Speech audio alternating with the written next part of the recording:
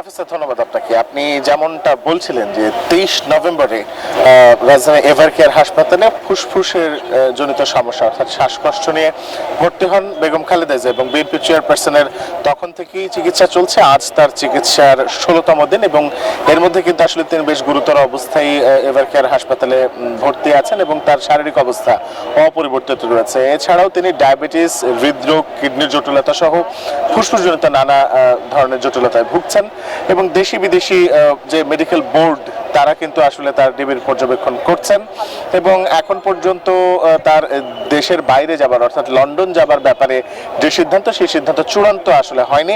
যদিও খালেদা জিয়ার বর্তমান যে শারীরিক অবস্থা সেটি স্থিতিশীল হলেও বিশেষজ্ঞরা বলছেন যে তার যে আসলে দীর্ঘ সময়ের যে বিমানের যে যাত্রা ঢাকা থেকে লন্ডন, সে 12 থেকে 14 ঘন্টার পথ পাড়ি দেবার জন্য তার শরীর আসলে সক্ষম কিনা সেই বিষয়গুলো আসলে গুরুত্ব দিয়ে দেখছেন এই মেডিকেল বোর্ড এবং আসলে সবকিছু নির্ভর করবে তার শারীরিক অবস্থার উপরে।